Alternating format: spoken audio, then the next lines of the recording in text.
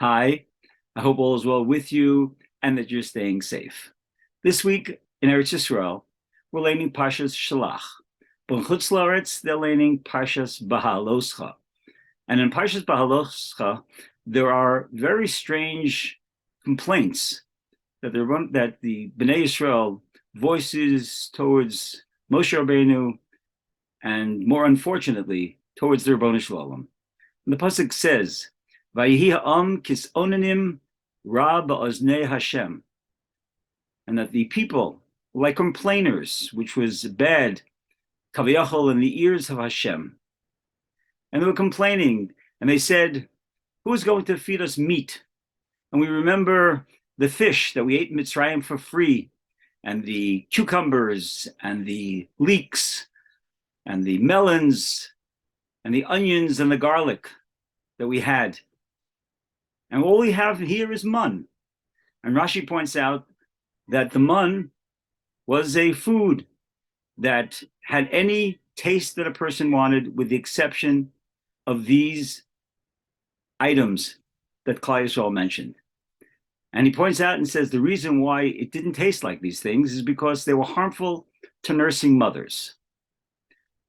So Rav Noach Weinberg, Zatzal, asks a fundamental question. What is going on here? We're talking about the Dor Deah, the generation that experienced the Nisim in Mitzrayim. They stood at Har Sinai. They received the Luchos. They heard the voice of the Ribono Shel Olam. And they're complaining. They're asking, where's the garlic? It doesn't make any sense.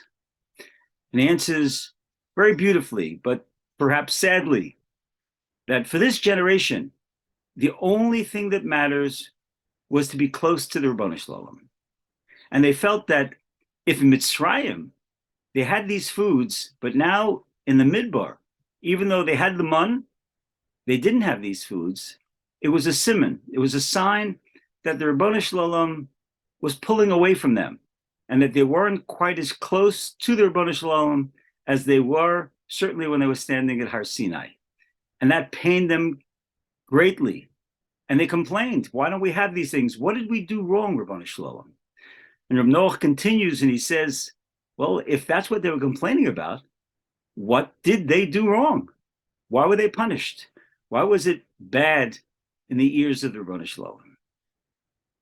And he answers and he says that even though they were the Dor Deah, they lacked the midah of hakaras hatov. They didn't realize that everything that the Ribono Shel Olam does for us, he does for a reason, and it's all good.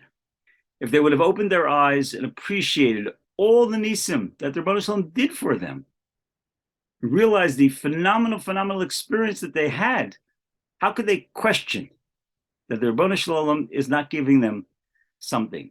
They should have realized that the Ribono Shel Olam wasn't giving them something.